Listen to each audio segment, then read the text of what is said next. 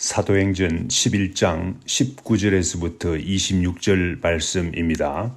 19절 말씀 읽겠습니다.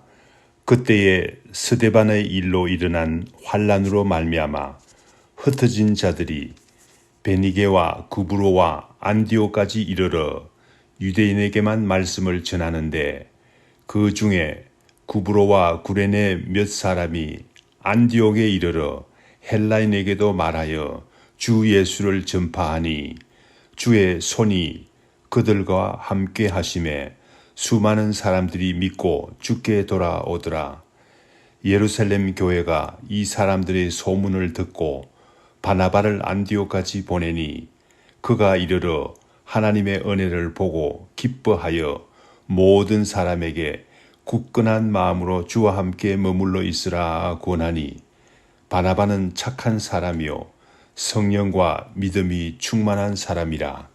이에 큰 무리가 주께 더하여 지더라. 바나바가 사울을 찾으러 다소에 가서 만남에 안디옥에 데리고 와서 둘이 교회에 1년간 모여 있어 큰 무리를 가르쳤고, 제자들이 안디옥에서 비로소 그리스도인이라 일컬음을 받게 되었더라. 아멘. 사도행전에 나오는 초대교회의 역사를 살펴보면 참 흥미가 많습니다. 사도행전 1장에서 6장에서는 예루살렘 교회가 120명의 소그룹에서 2만 명이나 되는 큰 교회로 자랍니다. 그러나 사도행전 7장에 와서는 스데반의 순교 사건 이후에 성도들이 각 지역으로 흩어집니다. 성도들이 흩어져서 교세가 약해지는 듯 했지만은 흩어진 성도들로 인해서 교회는 더욱 더 성장합니다. 역사는 하나님께서 주관하십니다. 하나님께서는 그 당시 사람들이 이해할 수 없는 방법을 통해서 교회가 기하급수적으로 성장하게 되는 것을 우리는 알 수 있습니다. 사도행전 8장에 보면 빌립 집사는 사마리아 성에 내려가서 전도도 하고 해서 많은 사람들이 복음을 받게 됩니다. 가사 지방으로 내려가서 에디오피아 내시에게도 전도합니다. 그래서 에디오피아에까지도 복음이 전파되는 사실을 알게 됩니다. 사도행전 9장에서는 교회를 그렇게 박해하던 사울이라는 청년이 다메섹 도상에서 예수 그리스도를 만나고 회심하게 되는 이야기가 나옵니다. 사도행전 10장에서는 사도 베드로가 이방인 고넬료의 초청을 받고 그의 집에 가서 전도하고 설교해서 많은 사람들이 세례를 받게 됩니다. 오늘 본문 말씀 19절 말씀에 보니, 그때에 즉 스데반의 순교 사건으로 흩어진 사람들이 베니게와 구브로와 안디옥에까지 와서 복음을 전하게 되었다고 말하고 있습니다. 이 당시에는 신자들의 대부분이 유대인이었습니다. 그래서 처음에는 유대인들에게만 복음을 전했습니다. 그 중에 어떤 전도인들은 안디옥에서 문화가 전혀 다른 헬라인에게도 예수 그리스도의 복음을 전해봤습니다. 그랬더니 헬라인들도 예수를 믿게 되는 것이 아니겠습니까? 21절 말씀에 보니까 주의 손이 같이 함으로, 즉 다시 말해서 주의 도움이 같이 함으로 인해서 헬라인들이 회심해서 예수 믿게 되었다고 합니다. 안디옥에서 헬라인들이 복음을 받아들였다는 소식이 예루살렘 교회에 알려지게 되었습니다. 이에 격려를 받고 예루살렘 교회에서는 바나바라는 사람을 안디옥에 파송합니다. 오늘 우리가 읽은 본문 말씀은 바나바라는 사람이 안디옥에 와서 복음을 더욱더 전파해서 많은 사람들이 예수를 믿게 되었습니다. 그래서 안디옥 교회가 설립되고 발전되고 부흥되는 과정을 본문 말씀에서는 설명하고 있습니다. 오늘 본문 말씀에 보면 안디옥 교회의 부흥의 중심에 바나바가 있음을 발견하게 됩니다. 바나바가 아무리 위대한 사람이라 해도 어찌 안디옥 교회의 바나바 한 사람의 힘으로 발전했겠습니까? 그러나 성경은 분명히 바나바를 안디옥 교회 발전의 중심 인물로 소개하고 있습니다. 성경 말씀이 이렇게 이야기할 때는 그만한 이유가 있지 않겠습니까? 오늘 본문 말씀을 통해서 바나바가 어떤 사람인지, 어떻게 전도했는지, 어떤 사람에게 복음이 그렇게도 폭발적으로 전파되었는지 잘 살펴서 우리 교회의 부흥 발전에 귀한 영향을 미치는 성도들이 되어야 되지 않겠습니까? 23절 말씀에 보면 바나바는 처음 믿는 사람들을 격려하는 사람이었습니다. 23절 말씀 보겠습니다. 그가 이르러 하나님의 은혜를 보고 기뻐하여 모든 사람에게 굳건한 마음으로 주와 함께 머물러 있으라 권하니, 바나바는 처음 안디옥에 도착해서부터 사람들을 격려하는 사람이었습니다. 먼저 하나님의 은혜를 보고 기뻐하는 사람이었습니다. 여기서 하나님의 은혜라는 것은 구체적으로 무엇을 말합니까? 헬라인들이 예수 그리스도를 믿게 된 것입니다. 그래서 일어난 안디옥 교회의 발전과 부흥을 의미합니다. 안디옥 교회의 부흥 발전은 하나님의 은혜로밖에 설명할 수가 없다는 말입니다.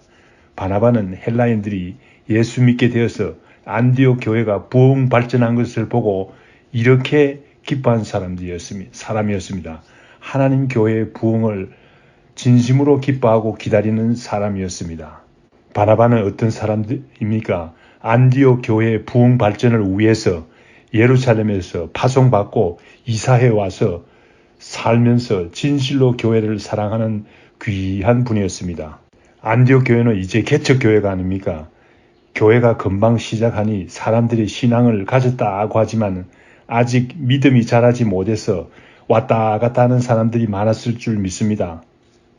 바나바는 이런 사람들을 잘 격려했습니다. 굳은 마음으로 주께 붙어 있으라고 권했다고 합니다. 어려운 일이 있다고 해서 이리저리 믿음이 흔들리지 말고 우리 주님을 믿는 믿음을 굳게 가지라는 말이죠. 믿음이 약한 사람들은 예수 믿으려 하다가도 사업상 어려움이 생기면 믿음이 흔들립니다. 친구들이 유혹하면 흔들립니다. 유대인이라도 그럴진데 이방인 신자들이야 이루 말할 수 있겠습니까? 바나바는 예루살렘 교회에 있을 때도 다른 사람을 위로 잘하고 격려를 잘하는 사람으로 소문난 사람이었습니다. 사도행전 4장 36절에서 37절 말씀에 보면 바나바에 대한 소개가 나오는데 한번 봅시다. 4장 36절에서 37절 말씀입니다. 구브로에서 난 레위족 사람이 있으니 이름은 요셉이라. 사도들이 일컬어 바나바라 번역하면 위로의 아들이라 하여 그가 밭이 있음에 팔아 그 값을 가지고 사도들의 발 앞에 두니라. 그렇습니다. 이 짧은 소개의 말씀에서 보면 바나바의 원래 이름은 요셉인데 구브로에서 태어난 사람이었습니다. 성도들을 잘 권면하고 위로하는 사람이기 때문에 사도들이 바나바라는 이름을 주었습니다. 바나바라는 의미는 위로와 격려의 아들이라는 뜻입니다. 바나바는 이와 같이 예루살렘 교회에서부터 위로하는 사람이었습니다. 바나바가 안디옥 교회에 와서도 다른 사람들을 격려하는 사람이었습니다. 다른 사람을 격려하는 사람이야말로 교회를 세우는 사람입니다. 교회를 부흥 발전하게 하는 사람인 것을 알 수 있습니다. 우리 교회도 바나바와 같이 격려를 잘하는 사람이 필요합니다. 다른 사람의 이야기를 잘 들어주고 어려운 사람의 형편과 환경에 맞게 잘 위로하며 격려하는 사람이 필요합니다. 좀 신앙이 약한 사람이라도 잘 위로하고 격려해서 믿음에 굳게 붙어 있으라고 격려하는 사람이 필요합니다.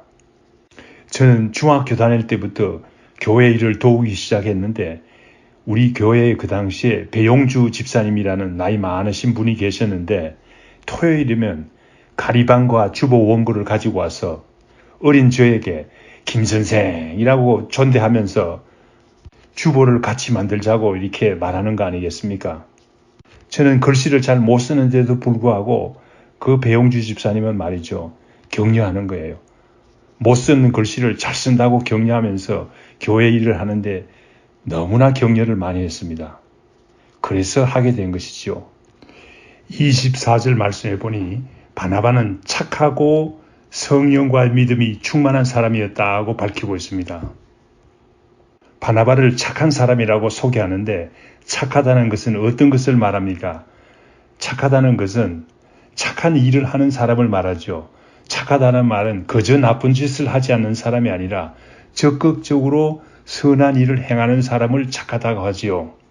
구체적인 예를 들어보면 사도행전 4장 37절 말씀이 나오는데 바나바는 자기의 재산을 팔아서 사도들에게 가져와서 가난한 사람들을 위해서 써달라고 부탁하는 진실로 착한 사람이었습니다. 또한 바나바는 성령과 믿음이 충만한 사람이었다고 소개하고 있습니다. 사도행전 6장 5절 말씀에도 보면 집사들을 뽑을 때 성령과 믿음이 충만한 사람 7을 택하라 하고 부탁했습니다. 그러므로 주의 일을 하기에 합당한 사람은 성령과 믿음이 충만한 사람입니다.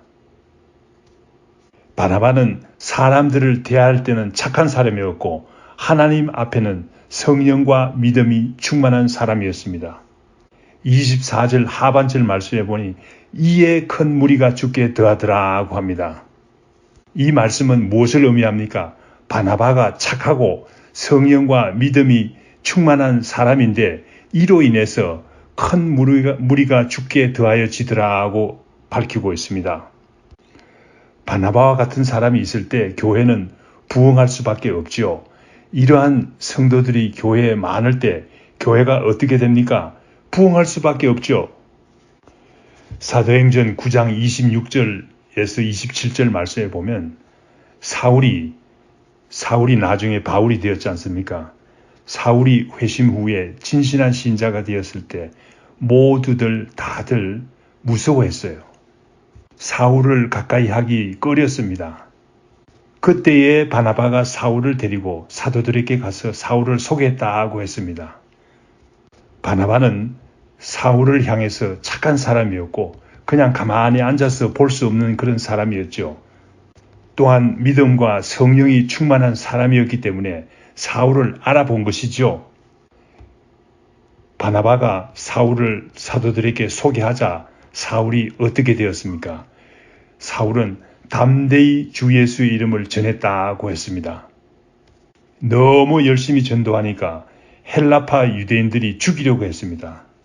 그래서 사울이 죽임을 당하지 않도록 하기 위해서 형제들이 사울을 다소로 보냈다고 했습니다.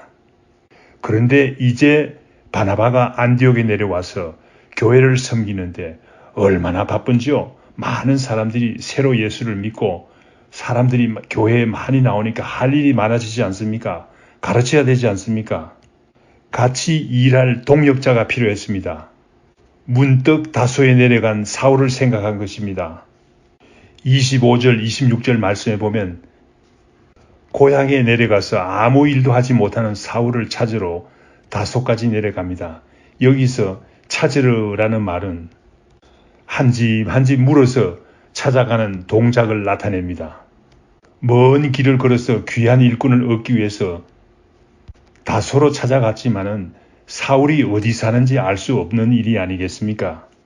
그래서 이 집 저 집 물어서 결국 사울을 찾아내고야 맙니다. 귀한 일꾼을 얻기 위해서 대단한 열심을 가진 바나바의 면모를 볼 수 있지 않습니까? 이때 바나바가 사울을 찾으러 다소에 내려가지 않았다면 어떻게 되었을까요?